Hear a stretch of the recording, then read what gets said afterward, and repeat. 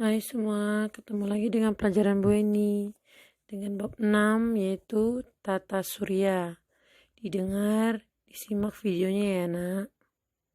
Yang pertama di sini ada sistem tata surya.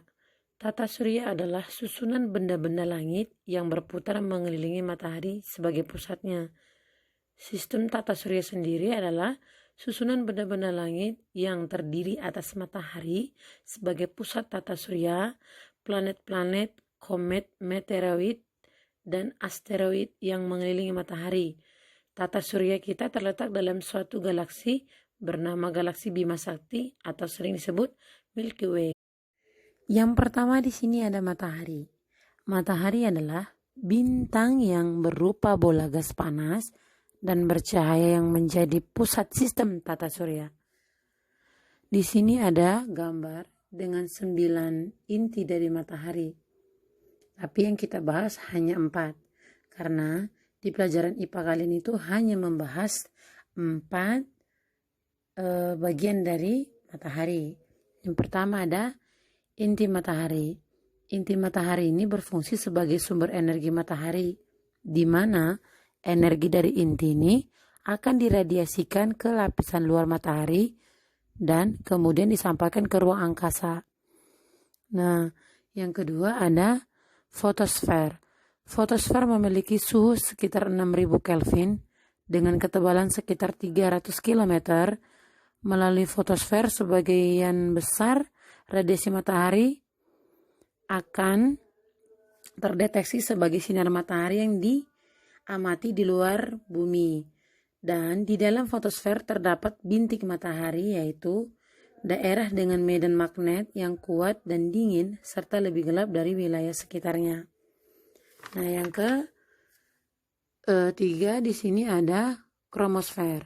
Kromosfer memiliki suhu sekitar 4500 Kelvin dan ketebalannya 2000 km. Dan kromosfer ini juga terlihat seperti gelang merah yang mengelilingi bulan pada saat waktu terjadinya gerhana matahari total. Yang keempat di sini ada corona, bukan coronavirus, tapi corona matahari. Corona matahari ini merupakan lapisan terluar matahari dengan suhu sekitar 1 juta Kelvin dan ketebalannya sekitar 700.000 km. Corona ini juga memiliki warna keabu-abuan yang dihasilkan dari ionisasi atom. Karena suhu yang sangat tinggi, corona terlihat seperti mahkota dengan warna keabu-abuan yang mengelilingi bulan pada waktu terjadinya gerhana matahari total. Begitu. Jadi matahari kali ini yang kita bahas hanya 4, yaitu inti matahari, fotosfer, kromosfer, dan corona. Sampai sini mengerti ya, Nak ya? Nah, yang kedua ada planet. Planet adalah benda langit yang tidak dapat memancarkan cahaya sendiri, akan tetapi hanya memantulkan cahaya dari bintang yang diterimanya. Yang kedua di sini ada 8 planet. Nah, yang pertama ada Merkurius, Venus, Bumi, Mars, Jupiter, Saturnus, Uranus, dan Neptunus. Ke-8 planet ini akan dibagi 2 menjadi planet dalam dan planet luar. Yang membedakan atau yang memisahkan planet luar dan planet dalam adalah sabuk asteroid. Dan kita akan bahas satu persatu. Kita mulai dari yang planet dalam. Planet dalam. Planet dalam disebut juga dengan planet terestrial. Planet terestrial adalah planet yang letaknya dekat dengan matahari, berukuran kecil, memiliki sedikit satelit atau tidak sama sekali, berbatu, sebagian besar terdiri atas mineral tahan api. Di sini sudah ada yang Ibu buat nama 4 planet yang termasuk planet dalam, yaitu Merkurius, Venus, Bumi, Mars. Kita akan bahas satu persatu planet ini. Yang pertama, Merkurius. Merkurius adalah planet yang berjarak paling dekat dengan matahari. Karena jaraknya, planet ini sangat sukar untuk diamati atau susah untuk diamati. Yang kedua, planetnya ada planet Venus. Venus adalah planet kedua yang terdekat dengan matahari. Planet ini merupakan benda paling terang yang dapat dilihat manusia di langit setelah matahari dan bulan. Venus juga merupakan planet yang paling dekat dengan bumi. Venus juga mempunyai atmosfer. Nah, ini sudah ada gambarnya. Silakan dilihat. Kita masuk ke planet ketiga, yaitu bumi. Bumi dari bulan akan dapat dilihat fase-fase bumi yang tampak seperti fase bulan jika dilihat dari bumi. Karena lebih besar, maka cahaya yang sampai ke bulan oleh bumi jauh lebih terang dibandingkan dengan cahaya bulan yang sampai ke bumi. Di tata surya ini, mungkin hanya bumi yang terdapat kehidupan.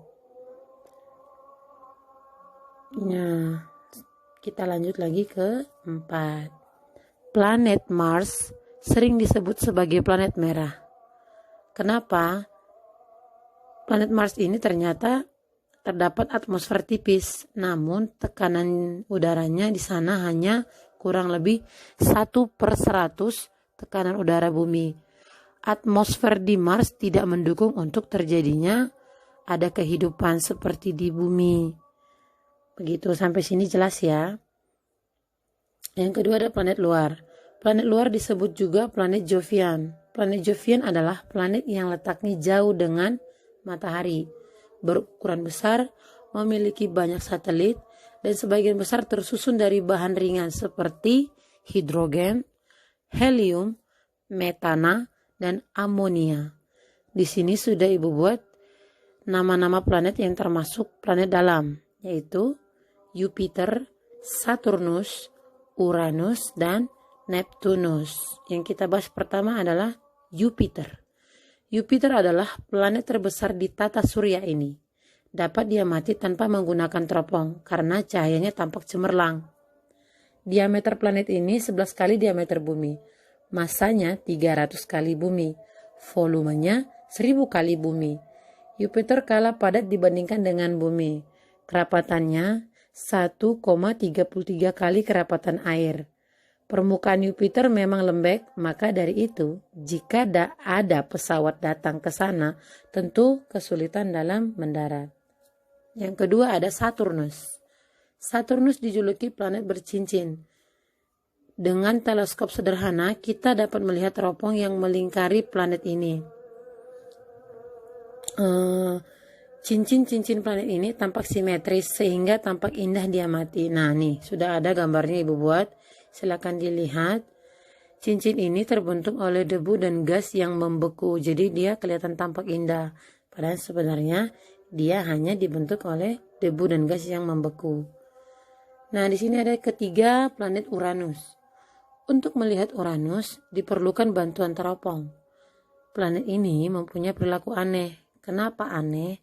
Karena tahun demi tahun orbitnya menyimpang dari garis yang dianggap sebagai lintasan seharusnya. Planet ini sangat sukar diamati. Yang keempat ada Neptunus. Untuk melihat Neptunus juga diperlukan teleskop. Planet ini juga sangat sukar diamati. Planet ini mempunyai kerapatan yang lebih besar dibandingkan dengan Jupiter. Suhu Neptunus kurang lebih 195 derajat Celcius. Pada planet ini juga tidak mungkin ada kehidupan. Sini sudah ada gambarnya. Dia berwarna biru.